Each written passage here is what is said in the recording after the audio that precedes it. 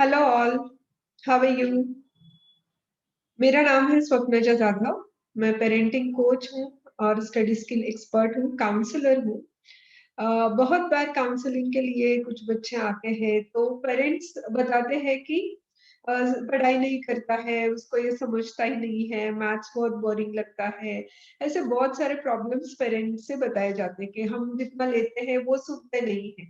तो बहुत सारे पेरेंट ने ऐसे भी बताया था कि आप कुछ सेशंस लो, आप बच्चों को सिखाओगे कैसे। और कुछ मेरे फ्रेंड्स से भी फीडबैक आए थे कि आप दिखा दो कि कैसे आप बच्चों के साथ बात करते हो और फिर बच्चे कैसे सुनते हैं। तो क्या नया तरीका हो सकता है? बच्चों को बोरिंग लगता है, हमेशा पढ़ाई करना थोड़ा बहुत बोरिंग लगता है उनको, तो कैसे पढ़ाई को इंटरेस्टिंग बनाया जाए। तो इसके लिए कुछ सेशंस अभी प्लान कर रहे हैं मार्च मंथ में। तो उसकी इंफॉर्मेशन मैं अभी देने वाली हूँ। 2 प्रोग्राम्स आई एम लॉन्चिंग। तो ये 2 प्रोग्राम क्या है, एक एक रहेगा मैथ्स पर और एक साइंस पे। तो मैथ्स के लिए जो है आई लव टेबल्स। तो इस प्रोग्राम का नाम है आई लव टेबल्स। तो बहुत पेरेंट्स ने कहा है कि टेबल्स पढ़ने में बच्चे बहुत बोरिंग लगता है, उनको अच्छा नहीं लगता है, ध्यान में नहीं रहता है। तो हम देखेंगे कि टेबल्स बच्चों को कैसे इंटरेस्टिंग तरीके से हम पढ़ा सकते हैं। और सबसे सबसे खूबसूरत बात ये है कि ये दोनों प्रोग्राम्स जो है, I love tables and science का जो है उसका नाम है जूनियर साइंटिस्ट। तो ये दोनों प्रोग्राम पेरेंट्स भी बच्चों के साथ एंजॉय कर सकते हैं, लर्न कर सकते हैं, ताकि फिर बाद में सेशंस के बाद भी आप बच्चों से उसी तरीके से करवा के ले सकते हैं। और अगर आप ट्यूशंस लेते हैं, ट्यूशन टीचर्स है या स्कूल टीचर्स भी है, तो उनके लिए भी ये प्रोग्राम बहुत ही लाभदायक रहेगा, क्योंकि आप इतने सारे बच्चों को आसान तरीके से पढ़ा पाओगे। तो ये एक छोटा सा हेल्प बोलो या छोटा सा ट्राई है पेरेंट्स को हेल्प करने के लिए कि किस तरह से हम इजी बनाते हैं। हर बच्चा, समझने लायक बात ये है कि हर बच्चा जो है वो डिफरेंट तरीके से लर्न करता है, हर एक का लर्निंग स्टाइल अलग अलग रहता है। हमें स्कूल में एक ही तरीके से लर्निंग करवाया गया है आज आज तक। और अभी भी स्कूल्स में एक एक या दो तरीके से ज्यादा हो जाता है। लेकिन अगर टीचर को ये पता है कि बच्चों की लर्निंग स्टाइल क्या है, कौन सा बच्चा किस तरीके से समझ पाएगा, या फिर टीचर अपने लर्निंग में, जो टीचिंग में, अगर तीनों तरीके के, तीनों टाइप्स के लर्निंग मेथड अगर अप्लाई करते हैं तो बच्चों को समझ में अच्छी तरह से आता है। वैसे 3 टाइप के लर्निंग मेथड्स रहते हैं, 3 स्टाइल्स रहते हैं। फर्स्ट जो रहता है वो विजुअल रहता है, जो देख के बच्चे सीखते हैं, तो विजुअल भी करा के ले हम। फिर ऑडिटरी रहता है, ऑडिटरी मतलब कुछ बच्चों को सुनकर। आप में से भी बहुत सारे पेरेंट्स ऐसे रहेंगे कि वो बोलेंगे कि अगर मुझे किसी ने सुनाया ना, समझाया, अगर स्टोरी के रूप में समझाया या किसी ने बताया और सुना, तो मुझे अच्छे से समझ में आता है। तो ये जो लोग हैं ना वो ऑडिटरी में आते हैं कि किसी ने सुनाया और फिर समझ गए। जैसे बुक रीडर्स के लिए भी आजकल बहुत सारे ऐप आ रहे हैं कि स्टोरी को या बुक को सुनाया जाता है, तो ऑडियो बुक्स मिलते हैं। तो जो ऑडिटरी लोग हैं उनको वो अच्छा लगता है। जो विजुअल या कैनेस्थेटिक है, कैनेस्थेटिक मतलब क्या कि वो खुद खुद पढ़ना चाहेंगे, वो खुद करना चाहेंगे, जब तक उनको एक्सपीरियंस नहीं मिलता है उनको वो अच्छा नहीं लगता है। तो ये 3 मेथड्स रहते हैं, visual, auditory and kinesthetic. Kinesthetic में हम क्या करते हैं कि हम करके देखते हैं। अगर किसी को एक कुछ तो कॉन्सेप्ट है वो बताया, दिखाया भी, लेकिन उसको जब तक वो खुद से ना लिखे, कुछ लोग बोलते हैं ना, जब तक मैं खुद का नोट्स नहीं निकालूं तब तक मुझे कॉन्फिडेंस नहीं आता है कि मैंने लर्न किया है। तो करके देखना पड़ता है। या फिर एक्सपेरिमेंट्स है, साइंस के एक्सपेरिमेंट्स, कोई लोग तो विजुअलाइज कर लेते हैं और हाँ समझ में आया। कुछ लोग बोलेंगे नहीं, मुझे एक्सपेरिमेंट करके देखना है। मैंने अगर खुद से करके देखा कि इस रंग में ये रंग मिलाया और कौन सा कलर आया, ये मैंने खुद देखा, अपनी आंखों से करके देखा, मेरी त्वचा ने उसको स्पर्श किया, तो मुझे समझ में आएगा। तो इस तरह के लोग जो होते हैं वो कैनेस्थेटिक रहते हैं। टीचिंग मेथोडोलॉजी में अगर हम तीनों तरीके अप्लाई करते हैं तो बच्चों के लिए लर्निंग बहुत आसान होता है। अभी वैसे टेबल देखा जाए तो वो लर्न करना है, याद रखना है, तो बच्चों के लिए डिफिकल्ट तो होता है। लेकिन हम कैसे आसान कर सकते हैं? वैसे मैं हमेशा इस बात पर ध्यान रखती हूँ कि टॉपिक जो है वो सिंपलर वे से कैसे हम बच्चों को बता पाए ताकि फिर बच्चों को आसान लगे। तो अगर टू का टेबल लर्न करना है तो डिफरेंट डिफरेंट 3 तरीके हैं हमारे पास। लेकिन अब मैं छोटा-सा आपको एक तरीका बता रही हूँ। तो क्या करना है हमें? हमें बच्चों को लेके बैठना है और सामने बच्चे बैठा है for example now you are my student और और मैं आपको बता रही हूँ तो मैं कैसे बताऊंगी मैं आपको। चलो बच्चों, क्या आपको पता है 1 to 20 नंबर्स कैसे लिखते हैं, कैसे होते हैं? क्या आप बता सकते हो नंबर्स? तो हाँ, तो बच्चे बताएंगे 1 2 3 20 तक वो गिना देंगे। अब हम क्या करेंगे, आंख बंद करें। हम एक गेम खेलने वाले हैं, आंख बंद करके गेम खेलने वाले हैं। तो फिर क्या करेंगे हम? चलो सभी आंखें बंद करो अभी। आंखें बंद की और अभी हम क्या करेंगे? हम क्या करने वाले हैं? विजुलाइज करने वाले हैं कि 1 to 20 नंबर लिखे हैं स्टेप्स पर। आप स्टेप उतर रहे हैं और पहला जो स्टेप है आप खड़े हो उस पे 1 लिखा है, दूसरे स्टेप पे 2 लिखा है, फिर 3 लिखा है। देखो आपको दिख रहा है 3 4 5 6 7 8। क्या आप मेरे साथ नंबर देख पा रहे हैं स्टेप पे और स्टेप उतर भी रहे हैं? Okay good. तो हमने 20 तक स्टेप्स अभी उतरे हैं। ओके, तो आपको समझ में आया हम विजुलाइज कैसे करते हैं?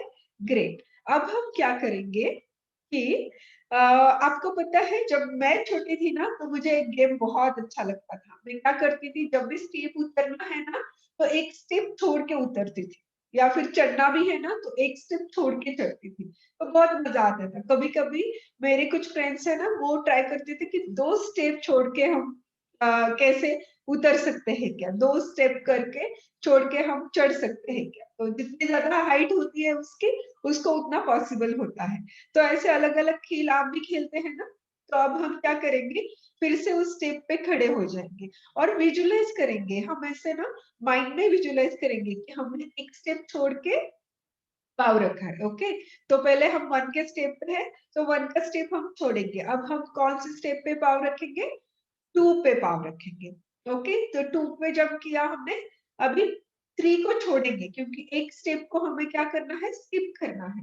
अब हम क्या करेंगे, 4 पे जंप करें। फिर हम कौन सी स्टेप पे जंप करेंगे आप बताओ? क्या है? 5 को छोड़ा, फिर हमने 6 पे जंप किया, फिर हमने 7 को छोड़ा, 8 पे जंप किया, फिर हमने क्या किया, 10 पे जंप किया, फिर 11 को छोड़ा, 12 पे जंप किया, फिर 14 पे, 16 पे, 18 पे, 20 पे। ग्रेट। तो अब हमने क्या सीखा है कि एक नंबर को स्किप करके हमें छोड़ना है। तो ये देखिए, अब एक छोटा सा एक्सरसाइज पेरेंट्स ने बोला था कि आप कुछ तो हमें क्लिप भेजे या यूट्यूब का कुछ वीडियो भेजे ताकि हम समझ पाए कि आप किस तरह से लर्न करवा रहे हो बच्चों के साथ। तो ये बड़े आराम से एक्सरसाइज हम करवाते हैं अभी। तो मैंने बहुत फास्ट तरीके से बताया। और ये एक्सरसाइज करवाने से पहले, दिस इज वेरी इंपॉर्टेंट, उनको मल्टीप्लिकेशन क्या होता है, किस तरह से होता है, ये पहले समझाया जाएगा। उसके बाद उनको ये करवाया जाएगा विजुलाइज। अभी ये विजुलाइज हम जो कर रहे हैं तो इसमें हमने क्या किया देखो। तो मैं अब विजुलाइज कर रहे हैं मतलब नंबर देख रहे हो, 2 के बाद 4 आया, 4 के बाद 6 आया, 6 के बाद 8 आया। इस तरह से आपने विजुलाइज किया। मतलब जो विजुअल बच्चे हैं उनको आसानी से वो उनके माइंड में वो स्टेप्स का जो चित्र है और उस पे लिखे हुए नंबर वो जाने वाले हैं। फिर ऑडिटरी का भी इस्तेमाल किया क्योंकि जब मैं करवा रही हूँ तो मैं बात भी कर रही हूँ, तो फिर सुन भी रहे हैं, तो सुना भी देखा भी। ओके।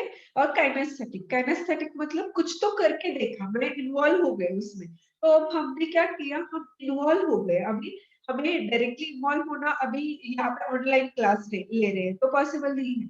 तो हमने क्या किया कि हमने ऐसा एक्सपीरियंस किया, विजुअली एक्सपीरियंस किया कि हमने जंप लगाया, तो फिर बच्चे इन्वॉल्व हो गए इसमें।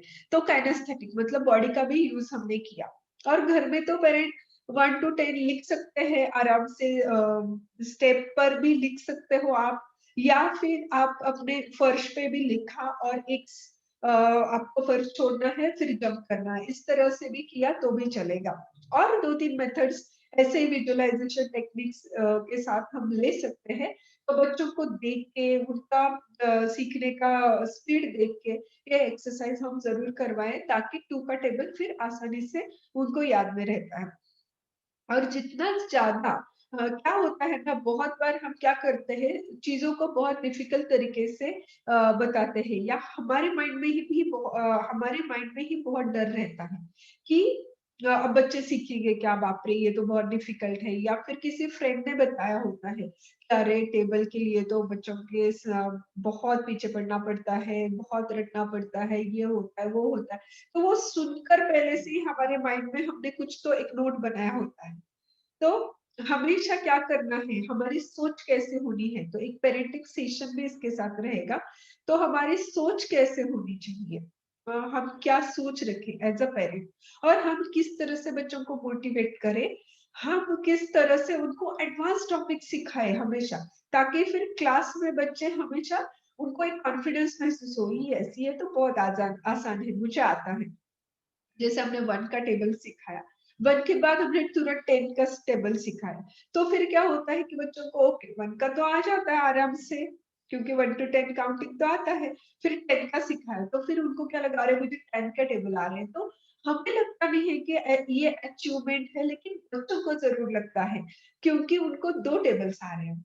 तो इस तरह से हम उनको मोटिवेट करें, फिर 2 का टेबल बताया तो 3 टेबल आने लगे। इस तरह से एडवांस एडवांस हमेशा अगर बताते जाएँ, तो फिर उनको लगता है कि यस, मुझे अब आने लगा है। तो उनको कॉन्फिडेंस कैसे बढ़ाना है, एज़ अ पेरेंट हमारी सोच कैसे रखनी है, और जितना भी डिफिकल्ट टॉपिक हो उसे किस तरह से हमें सिम्प्लीफाइड करके सिखाना है। ये हम सब मिलके करने वाले हैं आई लव टेबल्स इस प्रोग्राम में। और जूनियर साइंटिस्ट ये जो प्रोग्राम रहेगा, ये जो कोर्स रहेगा, उसमें तकरीबन 24 या हो सकता है अगर टाइम प्रोवाइड हो तो ज़्यादा भी या कम भी, तो 20 प्लस तो एक्सरसाइज एक्सपेरिमेंट्स हम बच्चों के साथ करवाने वाले हैं। बहुत बार क्या होता है, हमारे अराउंड तो साइंस है ही, हमारे आस-पास में जो भी बातें, जो भी घटनाएँ हो रही है, वो साइंस ही है। विज्ञान विज्ञान ही है पूरा। लेकिन क्या होता है कि हम मान लेते हैं कुछ चीज़ें, ओके, और उसके पीछे साइंस जो है वो बच्चों को पता नहीं होता है।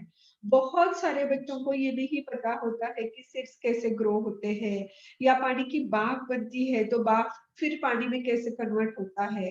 फिर वो स्कूल्स में क्या होता है, रटा-रटाया रहता है कि पानी के 3 डिफरेंट स्टेजेस में रहता है पानी की, उसका बर्फ होता है, उसकी भाप होती है, फिर लिक्विड रहता है, सॉलिड रहता है। लेकिन ये हम उसको आसान करके कैसे बताएँ? लिक्विड है, सॉलिड है, एयर है, फिर उनको आसान करके बताएँ, या फिर उनको एक्सपीरियंस भी दें, विजुअलाइज़ कैसे करें, या फिर उनको ऑडिटरी भी किस तरीके से समझाया जाए।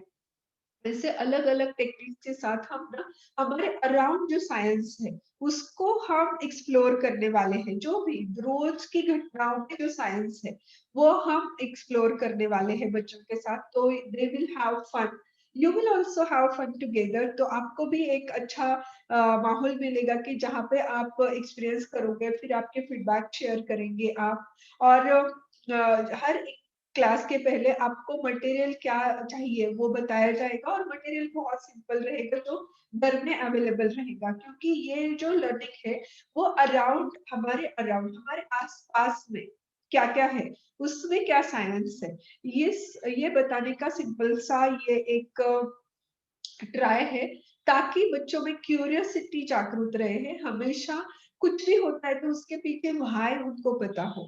व्हाय ये ऐसा हुआ तो क्यों हुआ? अगर ये व्हाय उनमें जागृत रहता है तो यकीन मानो बच्चे आपके सफल होने ही वाले हैं। तो मैथ्स भी है तो बहुत कुछ पेरेंट्स से बात होती है तो पेरेंट्स बताते हैं कि उसको 2 का टेबल आता है, 3 का आता है, 4 आता है, बट एडिशन नहीं आता है।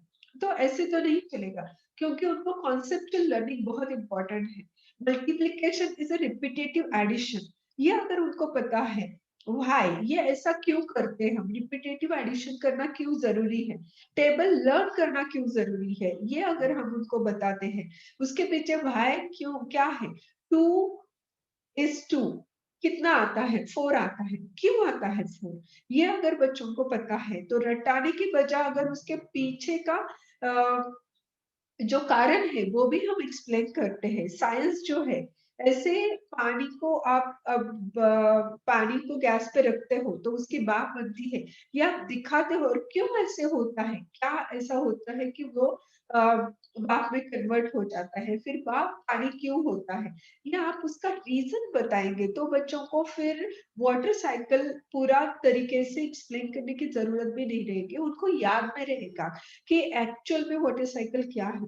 तो इस तरीके से अलग अलग एक्सपेरिमेंट्स करवा के हम उनको साइंस क्लियर करेंगे। और मैथ्स में सिर्फ अभी मल्टीप्लिकेशन या टेबल्स लिया है, क्योंकि बहुत पेरेंट्स ने ये बताया था कि टेबल बहुत बोरिंग लगते हैं। और हालांकि मैंने मेरे बेटे को टेबल सिखाया भी है, तो ताजा ताजा भी है, नया कुछ मैंने भी इन्वेंट किया है। तो फिर मैं आपको वो देना चाहती हूँ ताकि आपके बच्चे भी बोले I love tables, I am junior scientist, तो मैं भी साइंटिस्ट हूँ, ये फीलिंग उनको देने के लिए ये प्रोग्राम हमने लॉन्च किया है। तो अभी ये प्रोग्राम कैसे रहेंगे, ये प्रोग्राम वीकली ट्वाइस रहने वाले हैं। मंडे सैटरडे 2 to 3 जो है वो साइंस का प्रोग्राम है, और वेडनेसडे फ्राइडे 2 to 3 जो है वो मैथ्स का प्रोग्राम है। तो वो मार्च मंथ में रहेगा। टोटल 8 सेशन है, उसमें एक पेरेंटिंग का सेशन भी रहेगा, जिसमें पेरेंट की सोच कैसे असर करती है बच्चों के लर्निंग पे, ये हम समझेंगे, करके भी देखेंगे। इसका फायदा आपको ना ही सिर्फ ये साइंस लर्न करने में, मैथ्स लर्न करने में होगा, बल्कि हर सिचुएशन में पेरेंट की सोच से बच्चों पे क्या असर होता है, ये आप लर्न करोगे। और इसका यूज आपको लाइफ लॉन्ग होने वाला है। तो ऐसा एक पेरेंटिंग सेशन भी इसमें रहने वाला है, और हम बहुत ही फनी वे से एंजॉय करते करते ये सारा लर्न करने वाले हैं। और आप भी बच्चों के साथ अटेंड कर सकते हैं, आपके क्वेश्चंस भी पूछ सकते हैं। लास्ट 5 मिनट आपको 10 मिनट्स में आप आपके क्वेश्चन भी पूछ सकते हैं, और आपके वीडियोस बना के भी आप भेज सकते हैं कि आपने क्या नया इन्वेंट किया है। तो इससे बाकी लोगों को मोटिवेशन भी मिलेगा। जैसे ही आप सब्सक्राइब करते हैं कोर्स को, तो आपको एक ग्रुप में ऐड किया जाएगा, व्हाट्सएप ग्रुप में, और फिर आपको नोटिफिकेशन मिलने वाले हैं। इन्वेस्टमेंट जो है वो है हर कोर्स के लिए 599 है। I love tables 599 and junior scientist 599। अगर आप दोनों कोर्स एक साथ लेते हैं तो आपको 1099 में आप दोनों कोर्सेस ले सकते हैं। या फिर अ, आप जैसे भी सब्सक्राइब करते हैं, आप मैसेज और स्नैपशॉट भेज दीजिए मेरे नंबर पे। मेरा नंबर है 9623459196। आप मुझे कॉल करें और प्रोसीजर पता करें, और आप एडमिशन जरूर लें। उसके बाद फिर आपको एक ग्रुप में ऐड किया जाएगा, वहां पे जूम की जो लिंक है वो लिंक आपको मिलेगी। और हर सेशन में बहुत ही कम स्टूडेंट्स लेंगे, हम ज्यादा स्टूडेंट नहीं लेने वाले हैं। ज्यादा से ज्यादा 10 से ज्यादा हुए तो ही 15, बट 10 तक ही स्टूडेंट्स हम लेने वाले हैं, ताकि फिर हर बच्चे के साथ 1 to 1 कन्वर्सेशन हो पाए। तो इस बहुत ही एनर्जेटिक और इनोवेटिव प्रोग्राम में आप जरूर पार्टिसिपेट करें। Thank you so much. अगर कुछ क्वेरीज है तो आप जरूर पूछ सकते हैं।